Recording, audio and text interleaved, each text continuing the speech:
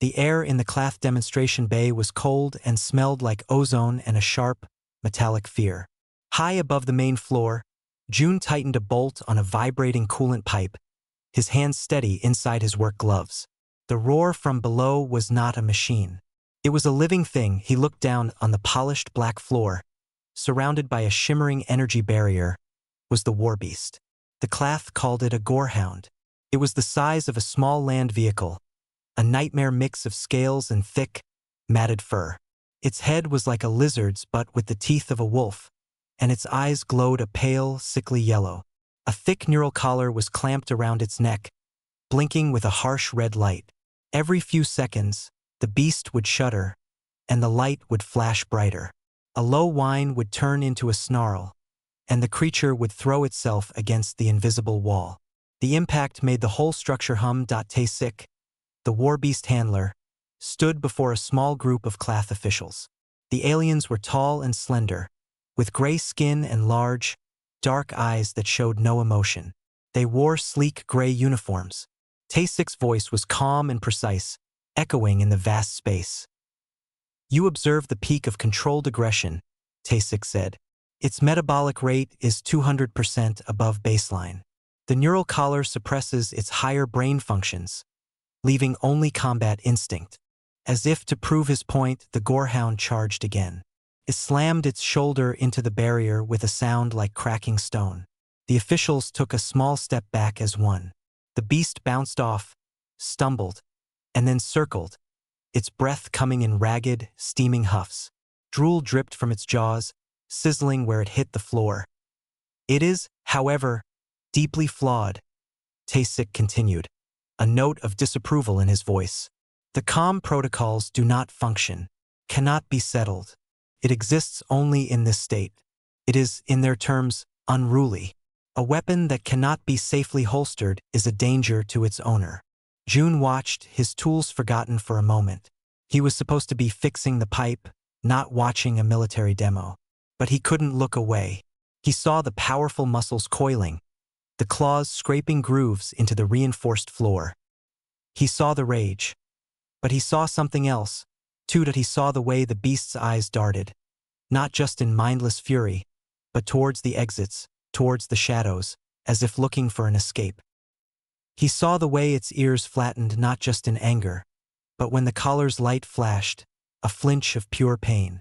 He saw the exhaustion in the moment between charges, the way its huge chest heaved. It reminded him of something. Not of a monster from a story, but of a real memory. A rainy afternoon in the back streets of Seoul years ago. A dog, a big, mangy Jindo mix, tied to a post with a short, heavy chain. It had barked and lunged at everyone who passed, teeth bared, eyes wild. People called it vicious. They crossed the street to avoid it.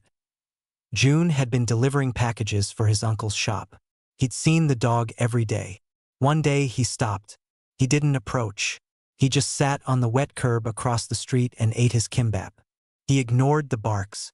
For a week he did the same. Slowly the barking changed. It became less frequent. The lunges stopped. One day the dog just sat, watching him, its head tilted. It wasn't a bad dog. It was a scared dog, confused and alone. The memory faded, replaced by the sight of the gorehound below. The officials were talking about terminal decommissioning. Polite term. June's stomach tightened. The beast had stopped its charging. It stood in the center of the pen, trembling from nose to tail. The collar blazed. It let out a sound that was not a roar, but a deep, shuddering whimper. It was a sound of utter misery. Then, it looked up. Its glowing yellow eyes locked not on the handlers or the officials, but on June, high in the shadows of the gantry. For a second, the rage was gone. June saw only a trapped, intelligent pain. An understanding passed between them, silent and complete. The beast was not a failure of aggression. It was drowning in it. Tae-sik followed the beast's gaze and saw the human mechanic. A flicker of annoyance crossed his smooth features. "The demonstration is concluded," he announced to the officials. "The assessment is final. The specimen is unmanageable." The officials nodded, making notes on their data slates. They began to file out, already discussing the next item on their agenda. June went back to tightening his bolt. The pipe was fixed. Below, the gorehound was led away, pulled by invisible tractor beams generated by the collar. It fought every step, its claws leaving long, desperate scratches on the floor as the bay emptied. The cold silence returned, broken only by the distant hum of the station. June packed his toolkit. He couldn't get the beast's final whimper out of his head, or the look in its eyes just before the collar forced its head down. It wasn't just an animal. It was a prisoner. And Taysik, the expert, had only one solution for a prisoner who wouldn't be quiet. June slung his kit over his shoulder and walked back into the sterile, bright hallway of the Clath station. He felt more alone than usual. He thought of the scared dog on the street, and he thought of the monster in the pen. The difference, he decided, was that someone had finally sat down across from the dog. No one was sitting with the beast. They were only standing over it with a collar and a final verdict. The work on the station never stopped. Lights always bright, machines always humming. June's next job was in a service corridor right next to the containment sector. Power conduit had been vibrating loose. He could hear the gorehound even through the thick wall. It was not the roaring from the demonstration. This was a lower, constant sound. A grinding growl, mixed with the heavy thump of a body throwing itself against a wall.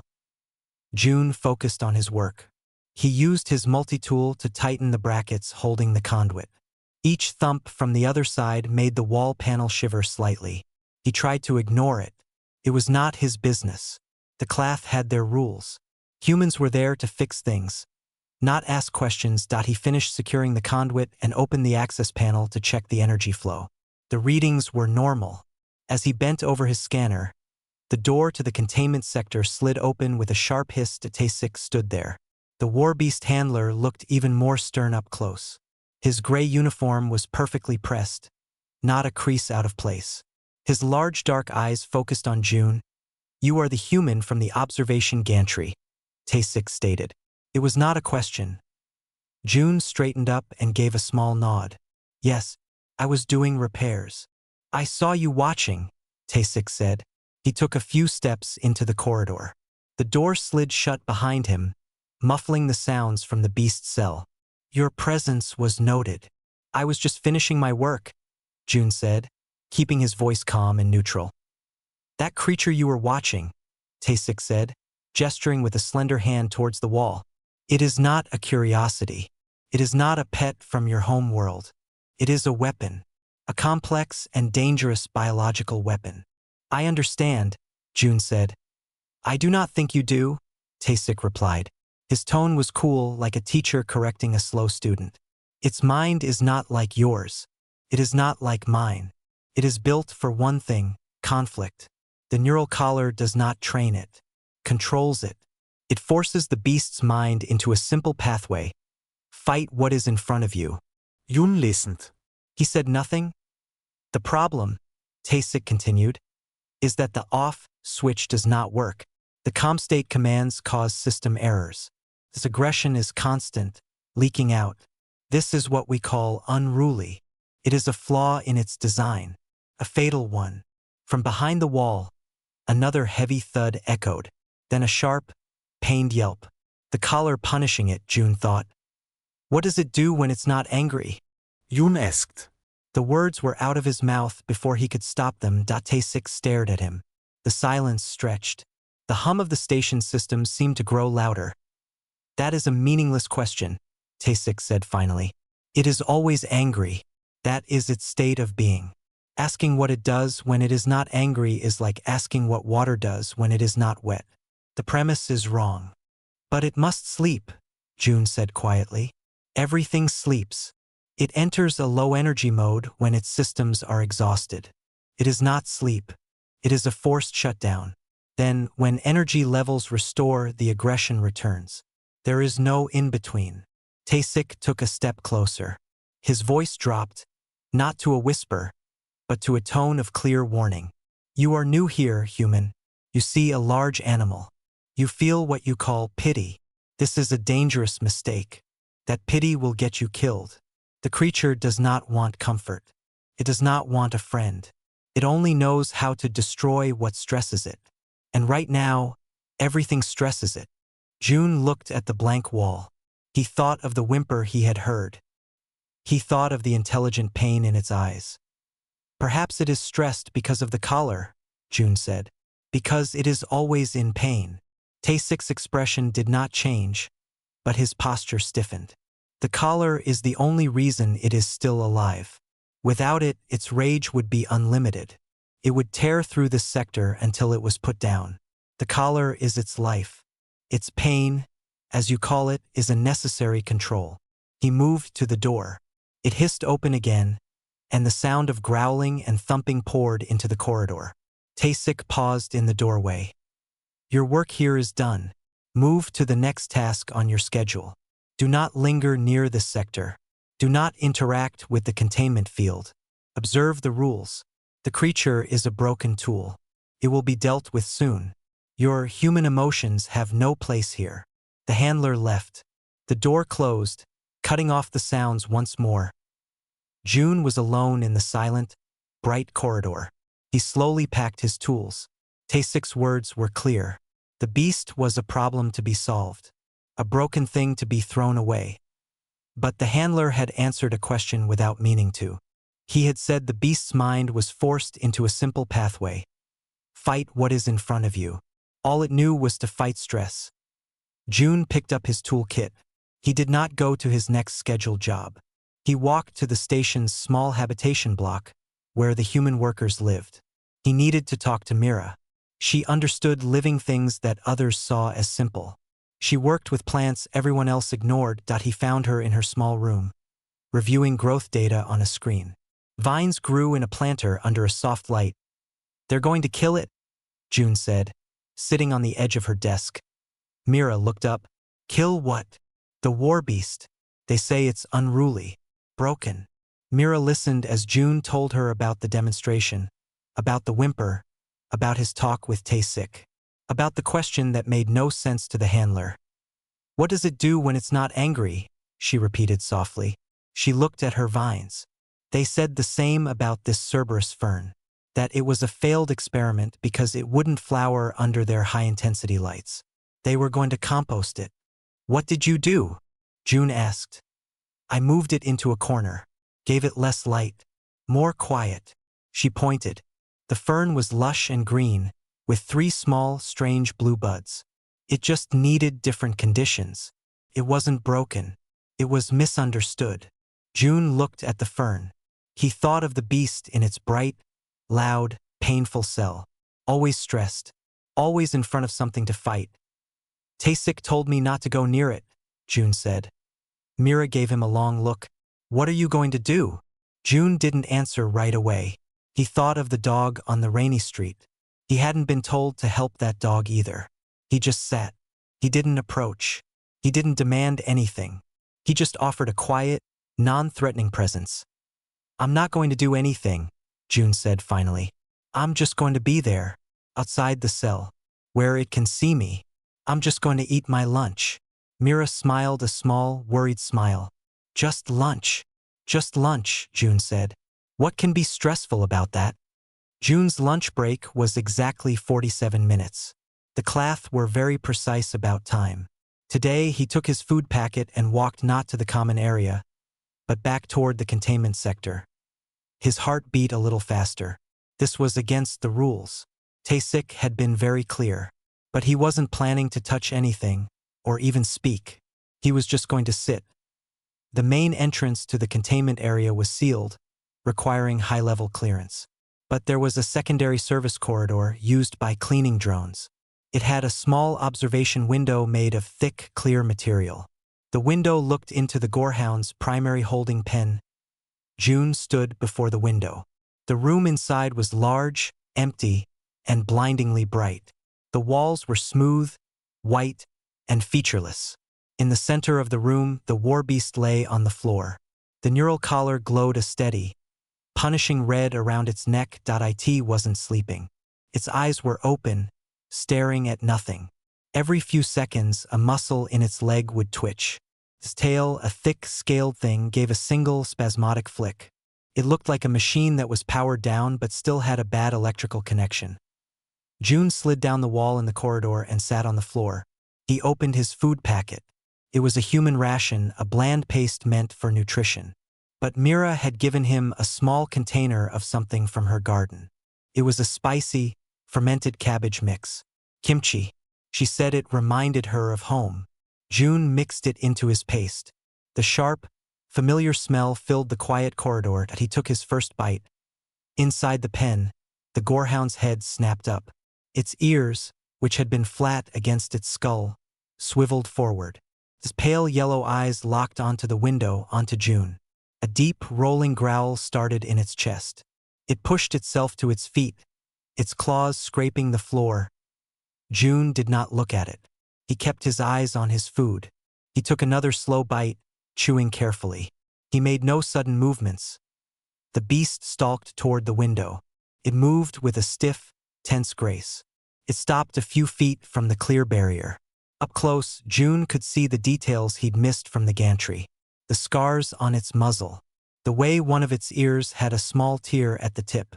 The intelligence in its eyes, clouded by a constant, simmering anger that it lifted a massive paw and slammed it against the window. The impact was a heavy, solid thump that vibrated through the wall. June didn't flinch. He took a drink from his water bulb.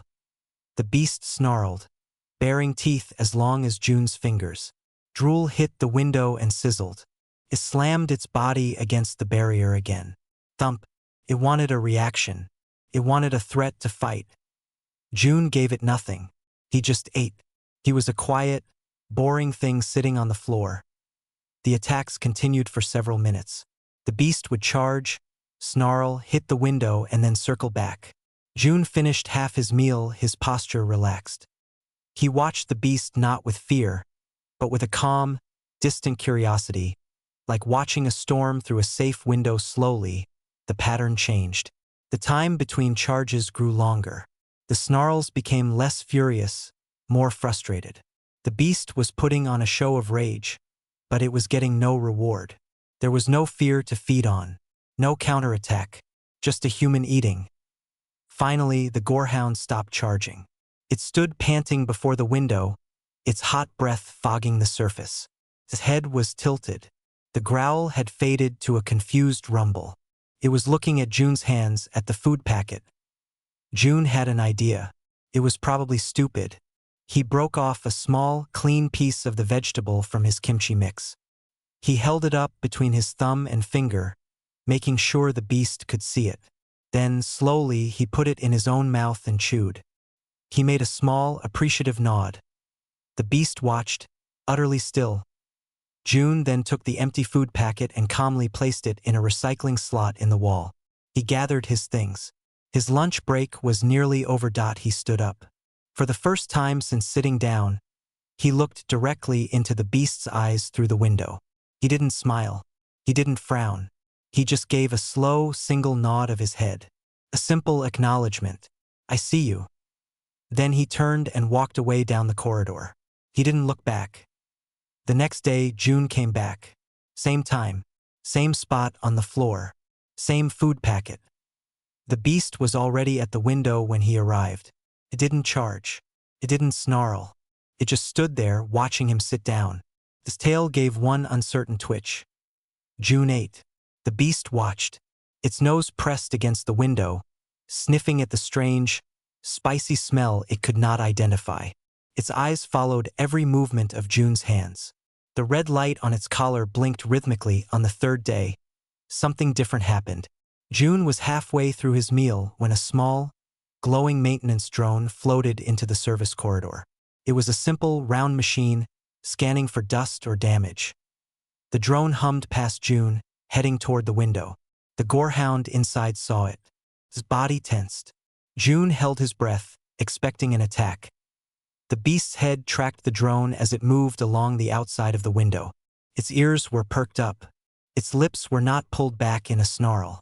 Then, its head tilted to the other side as the drone changed direction. It was not the posture of aggression. It was the posture of interest, curiosity, like a cat watching a bug on the wall.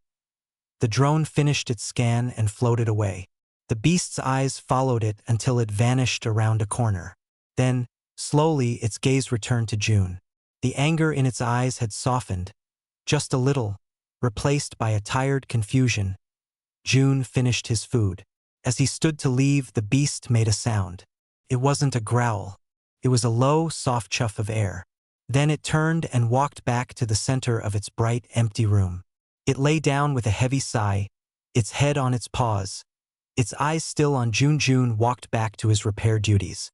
He felt a strange feeling in his chest. It wasn't victory. It wasn't even hope. It was the simple knowledge that a connection, however small and fragile, had been made. The beast was not just a ball of rage. Could be curious. Could be still. He had seen what it did when it wasn't angry. It watched. It waited. It learned. Tasik was wrong. The premise was not wrong. The water could be something other than wet. You just had to give it a chance to be ice or steam.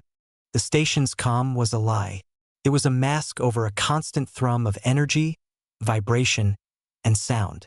June was in a lower engineering bay, replacing a worn filter. The work was steady and familiar. For a moment, he could forget the beast, the rules, and Tasik's warnings. Then, the world broke. A deep, shuddering groan ran through the station's frame, a sound of metal under terrible stress. The bright white lights flickered, died, and were replaced by a pulsing, bloody red. Emergency klaxons screamed, a sound so loud it felt like a physical punch. The vibration in the floor became a violent shake. June dropped his tool and grabbed a support beam. Across the bay, a power coupling exploded in a shower of blue sparks. Smoke began to coil into the air. The station's calm voice, usually so quiet, boomed from every speaker. Critical systems failure. Containment sector alpha. Pressure loss. Power fluctuation. All personnel evacuate Zone 7. Containment sector alpha. The beast cell. June didn't think. He ran. The red light made the familiar hallways look like a nightmare. Clath personnel rushed in the opposite direction, their faces blank with what might have been fear. June pushed against the flow, heading toward the sector. As he got closer, the air smelled wrong. Burnt wiring, ozone, and a new, hot, animal smell of panic. The door to the main containment corridor was sealed, but the safety override was blinking. He slammed his hand on the panel. With a grinding shriek, the door jerked open halfway and stuck. June squeezed through. The scene inside was chaos. The ceiling lights were dark. The only illumination came from the frantic flashing of red emergency strips on the floor and from the sparks arcing from a shattered control console. The energy barrier that formed the wall of the Gorehound's pen was gone. The field had failed. In the center of the corridor stood Tasik and two other Clath handlers. They held long, rod-like devices that crackled with energy. Their weapons were pointed into the open pen. The Gorehound was free. It stood just inside the broken threshold of its cell. It was in a state of pure, unleashed terror. The neural collar on its neck was going crazy, blinking from red to a frantic white, sending what must have been waves of agonizing feedback into its system. The beast was shuddering, snapping its jaws at the air, its eyes wide and wild. It wasn't attacking. It was trapped in a hurricane of pain, noise, and flashing light. It was drowning. Back. Force it back into the pen. Tasik shouted, his voice strained. He fired his weapon. A bolt of blue energy shot out and hit the floor in front of the beast, scorching the metal. The Gorehound flinched violently, jerking sideways. His huge shoulder slammed into the broken control console. There was a loud crack and a small, vital-looking component. A crystalline regulator popped loose from its housing. It skittered across the floor like a glowing insect, coming to rest almost exactly between the terrified beast and the armed handlers. The beast saw the movement and roared, a sound of pure, confused anguish. The regulator, one of the handlers yelled, "We cannot reseal the field without it." Tasik took a step forward, aiming his weapon at the beast. "Move! We must retrieve it." The Gorehound saw Tasik advance. It interpreted the movement as the threat it had been trained to expect. Fear began to harden into fury. It lowered its head, a deep, deadly growl building in its chest. It prepared to charge the thing causing it stress. June saw it all happen in a split second. He saw the precious part on the floor. He saw the beast about to destroy it or be destroyed for it. He saw Tasek's finger tightening on the weapon's trigger. There was no plan. No clever idea. Instinct took over. The same instinct that had made him sit quietly day after day. He stepped out from behind the stuck door. He did not look at the handlers. He did not look at their weapons. He looked only at the beast. He pointed at the crystalline regulator on the floor. He used a voice he didn't know he had. It was not loud, but it was firm. It was clear. It was calm. It cut through the shriek of the alarms. "Bring it," June said. The effect was immediate and total. The gorehound froze. The charge died in its muscles. The roar choked off in its throat. Its glowing eyes, wide with panic, flicked from Tasek's weapon to June's face. It looked at the human. It looked at the component on the floor. The chaos, the noise, the lights, the pain was still there. But June was a single, still point in the storm. The beast's head tilted. The same look of confusion and curiosity it had shown with the drone. June did not move. He kept his hand pointed.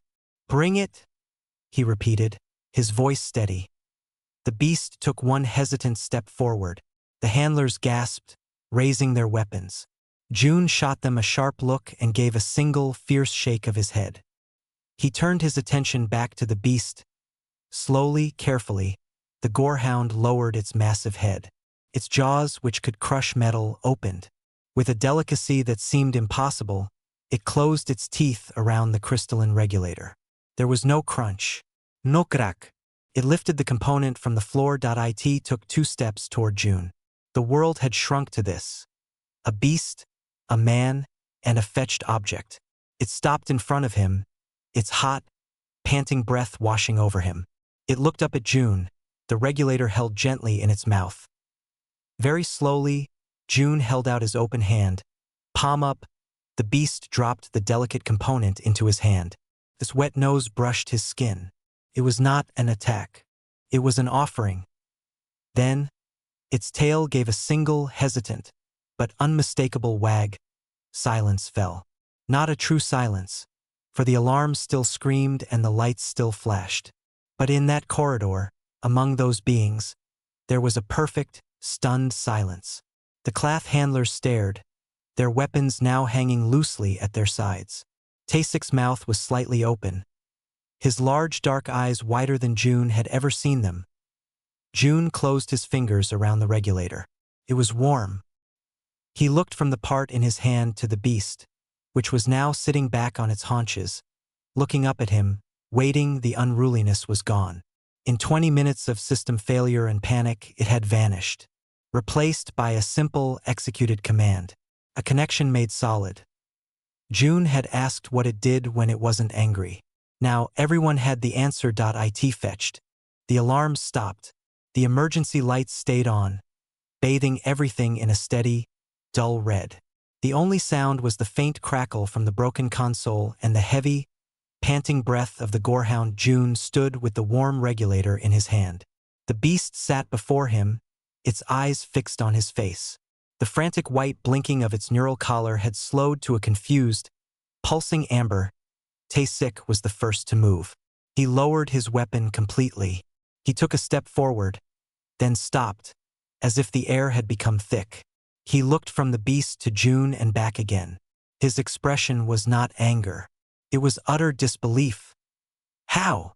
The word was quiet, more breath than sound. June didn't have an answer. He just turned and walked to the broken console. He slotted the regulator back into its housing, clicked into place. With a hum and a flicker, the energy barrier reformed across the open pen, sealing the beast back inside its cell. The beast did not react. It just watched June through the shimmering wall. "It obeyed you," Tasek said, his voice stronger now, edged with shock. "It retrieved a sensitive component without damage, under extreme stress, without a direct neural command." One of the other handlers spoke, his voice shaky. It wagged its tail. Those 4 words seemed to hang in the air. A tail wag was not in any class behavioral file for a war beast. It was a biological impossibility, a malfunction of data. June finally found his voice. It wasn't obeying. It was cooperating. It saw a job that didn't hurt. Nonsense, Tasik said, but the force was gone from his word. He was staring at the beast, which had now lain down, its big head on its paws, still watching them. His body was relaxed. The amber light on its collar pulsed in time with its breathing. Its programming is for conflict, not for fetching. The door to the corridor hissed fully open. Mira stood there, her face pale. She must have run from the garden sector. She took in the scene. The broken equipment, the stunned handlers, June by the console, and the calm beast in its pen. Her eyes met June's, and he gave a small, tired nod. Its programming, Mira said, stepping into the room, was to deal with stress. You told June that yourself. All it knew was to fight what stressed it. She walked toward the pen. The beast's eyes followed her, but it didn't rise. You made its whole world stressful. The lights, the noise, the pain collar, the empty room. So it was always fighting. Always unruly. She stopped beside June. June gave it a different kind of stress. Puzzle. A quiet human eating strange food. A floating drone. Something to watch that didn't threaten it. It learned that not all new things are threats. Some are just interesting. She pointed at the beast. And just now, the biggest stress of all happened. Everything broke. It was in pain and scared. And in the middle of that, June was the only thing that wasn't chaotic. He was familiar. He gave it a simple, clear task. Something to do other than be afraid. Tasik listened, his brow furrowed. A task? You make it sound like a worker drone. Isn't it? June asked quietly. He turned to face the handler. You wanted a weapon. You only ever asked it to be a weapon. To feel threat and attack. When it did that too well, you called it broken. You never asked it to be anything else. June walked up to the energy barrier. The gorehound lifted its head. June did not raise his hand or give a command. He simply pointed to a small, scorched tool that had been knocked to the floor during the chaos, just outside the barrier. He looked at the beast, then at the tool. The beast looked. It stood up, padded over to the edge of the field where the tool lay, and looked back at June as if asking for permission. Go on, June said softly. The beast nosed the tool carefully with its snout, pushing it a few inches closer to the barrier. It cannot retrieve it through the field, Tasik said, his voice hollow. I know, June said. It knows too. It's not trying to fetch. It's showing that it understands the idea of fetching. Mira then approached the barrier from the other side. She held up a small, smooth stone she used as a paperweight in her garden. Can you see this? She asked the beast. The beast's eyes tracked the stone. Mira gently tossed it a short distance along the outside of the barrier. The beast trotted inside its pen, keeping pace with the stone's movement on the other side of the wall. Its head was tilted, its ears forward. When the stone stopped, the beast SAT.IT was not a trick. It was not training. It was engagement point. One of the younger handlers slowly put his weapon on the floor. We spent months trying to suppress its aggression with pain, he said, almost to himself. The human spent days eating lunch in silence. And now it follows a rock. The truth settled over the room, heavy and undeniable. The war beast was not unruly. It had been profoundly bored, depressed, and misdirected. This chaos was not a flaw, but a symptom. A cry for a different kind of work, for a purpose beyond violence. Tasik finally walked to the main control panel. His hands moved over the screens, pulling up the beast's vital signs. The aggression indicators, usually a solid red, were now a fluctuating yellow. The stress hormones were falling. The cognitive engagement monitors, always flatlined, were showing their first ever spikes. 20 minutes, Tasik whispered, reading the timeline of the system failure. From total system collapse to this. He looked at June. You gave it a job. I gave it a choice, June corrected him. It chose to fetch instead of fight. For a long moment no one spoke. The beast, seeing the attention off it, yawned widely, showing all its terrible teeth, and then flopped down with a contented sigh. The amber light on its collar blinked slowly, like a heartbeat at rest. The war was over. Not with a victory, but with a shared moment of understanding. The weapon had been put down not by force, but because someone had finally offered it something else to carry. The silence in the containment corridor was no longer empty. It was full of a new kind of tension, the kind that comes after a fundamental truth has been broken. The cloth handlers stood like statues, their weapons forgotten on the floor. Their eyes were fixed on the gorehound, which was now lazily gnawing on a large, durable toy one of them had hesitantly provided. The sound was a rough, contented grinding. Taysik did not look at the beast. He stared at the data streaming across the main console screen. The biological readings told a story he could not argue with, written in a language of chemistry and electricity he understood perfectly. The story was one of rapid, profound change. Mira broke the quiet. Her voice was gentle but clear. "You wanted a weapon," she said, "not to Taysik, but to all of them. You designed its life to create one. You fed its anger, you fed its fear, because you thought that was its fuel. But it wasn't fuel. It was poison." She walked closer to the energy barrier. The beast stopped chewing and looked at her, its tail giving a single, soft thump against the floor. "June didn't see a weapon," Mira continued. "He saw a prisoner in a white, bright, loud cell with a shock collar for a guard. All it could do was rage against the walls. Its unruliness wasn't a malfunction. It was the only signal it could send. It was screaming, 'This hurts. This is wrong.' And you heard the scream, but you only tried to muzzle it." One of the younger handlers, a cloth named Kale, spoke up, his voice thin with confusion. "The protocols, the manuals state that any deviation from the aggression baseline is a critical error. We were correcting the error." "You were treating the fever and calling it a cure," June said. He was leaning against the console, watching the beast. "The rage was the fever. The cause was the cage. The silence, the boredom, the pain. I didn't do anything special. I just turned down the noise. I gave it something else to think about. It wasn't fetching a piece of machinery. It was fetching a connection, a reason to be calm." Taysik finally turned from the screens. His face, usually so controlled, was a mask of troubled thought. "You are saying its primary drive is not aggression." "No," June said. "I'm saying its primary drive is to deal with its environment. You made its environment a threat, so it dealt with it as a threat. It did exactly what you built it to do. You just didn't like the result." The logic was simple, devastatingly simple. It echoed in the quiet room. Taysik looked back at the beast, now rolling the toy with its nose. "And the fetching? The following of the stone? This is not dealing with a threat. It's dealing with curiosity," Mira said. "With boredom. With a mind that wants to work. You gave its mind only one terrible job. June gave it a different one. A better one." Kale took a step toward the barrier. He moved slowly, keeping his hands visible. The beast watched him but did not stand up. Its ears were relaxed. "What is it thinking right now?" Kale asked, a genuine question. "It's probably thinking that the toy tastes interesting," June said, a faint smile touching his lips for the first time. "Or it's wondering what you're going to do. It's not thinking about killing you.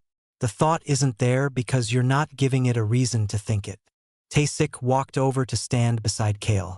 He studied the creature not as a handler, but as a scientist seeing a new species for the first time. "The collar," he said. "The pain signals. They were not control. They were provocation." "Yes," June and Mira said at the same time. "We were not calming it," Taysik said, the realization dawning in his voice. "We were agitating it, constantly, and calling its reaction standard operation." He put a long-fingered hand against the cool surface of the energy barrier. "We called it Unruly, but we were the source of the disorder." The admission hung in the air. It was more shocking than anything else that had happened. The senior warbeast handler was not blaming the specimen. He was critiquing the protocol, the entire class approach. The beast, tired of its toy, padded over to the barrier where Tasik stood. It sat down, looking at the handler's hand on the other side of the field. It did not snarl. It did not slam against the wall. It simply sniffed the air, then looked up at Tasik's face. For a long moment, handler and beast regarded each other. The old relationship of warden and prisoner was gone. Something new, fragile, and undefined stood in its place. "What do we do now?" Kale asked. Looking from Tasik to Jun pushed himself off the console. "You give it a new job, a real one. You don't take the collar off yet. That's too much, too fast. But you change what it means. You stop using it to punish aggression. You use it less and less. You fill its time. You give it puzzles. You give it things to carry, things to find. You let it walk in a bigger space with dirt, maybe. Let it dig. Let it be something other than a weapon." "It is a weapon," Tasik said, but the old certainty was gone. It was now just a statement of historical fact, not a destiny. "It was a weapon," Mira corrected softly. "Now it's a student, and we have to learn what it wants to be." Tasik finally nodded. It was a small, stiff movement, but it was decisive. He turned to his handlers. "Deactivate the aggression subroutine commands. Initiate a gradual reduction of neural stimulus from the collar. I want environmental proposals by next shift. Larger space, variable lighting, olfactory enrichment." He looked at Jun and Mira. "You will consult." Jun felt a weight lift from his shoulders. It was not victory over the class. It was a collaboration finally beginning. The beast, sensing the shift in the room, lay down and put its head on its paws, its eyes slowly closing. The amber light on its collar pulsed like a gentle, resting star. The chaos was not just over. It had been understood. And in that understanding, it had simply ceased to exist. Weeks passed. The sharp, cold routines of the class station softened at the edges, like a hard stone worn smooth by a steady stream. The changes began in Containment Sector Alpha and slowly spread outward, like a quiet rumor. The Gorehound cell was no longer a cell. The blinding white lights were gone, replaced by a cycle that mimicked a planetary day. The floor was no longer smooth metal. One half was covered with a coarse, sand-like material for digging. The other half was a cool, solid grate. Most importantly, the neural collar was gone. Its removal had been a quiet ceremony. Tasik himself had entered the enclosure, the deactivation device in his hand. Jun and Mira had watched from the other side of the barrier. The beast had sat, still as a mountain, as Tasik approached. It had sniffed the device, then lowered its head. There was no ceremony, no speech, just a soft click, and the collar loosened and fell into Tasik's hands. The beast shook its massive head, a full-body shiver of relief running from its nose to the tip of its tail. Then it had turned and trotted to its sand pit, where it began to dig with quiet, focused joy. Jun was not given a new title. The class did not have a word for what he did. He was still a mechanic. But now, part of his schedule was blocked out for environmental enrichment and behavioral consultation. He spent hours with Tasik and Kale, not giving orders, but suggesting ideas. "What if we hide its food in different puzzles?" Jun asked one day. "What if the temperature in the space changed slightly to mimic a breeze?" Mira suggested another. The beast, who no one called a gorehound anymore, was simply called Guji, a short, gentle sound Jun had thought of. It learned quickly. It learned to open different containers to find its meals. It learned to bring a specific ball to Jun when he entered the space. It learned to lie still and calm while Mira carefully checked its paws and teeth. Her touch light ensured that IT was not a pet. It was a partner, a living being with a job, and that job was to learn, to engage, to be calm. One afternoon, Jun and Guji walked through the station's main arterial corridor. It was a scheduled socialization exercise. Guji walked beside Jun on a loose, sturdy harness, not because it needed to be led, but as a signal to others. His head was up, its steps measured and confident. It was no longer a creature of shadows and snarls. It was a part of the station. Clath personnel stopped and stared. But the fear was gone from their eyes. Now they saw curiosity, even respect. They saw the powerful muscles moving under the scaled hide, the intelligence in its calm eyes. They saw June, walking calmly beside it, talking to it in a low voice. "See that panel? Conduit behind it is leaking again. I'll have to fix it tomorrow." Guji looked at the panel and gave a soft huff.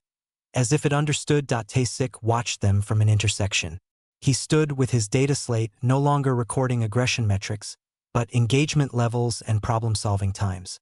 He watched as a young Clath child, holding its parent's hand, pointed at Guji.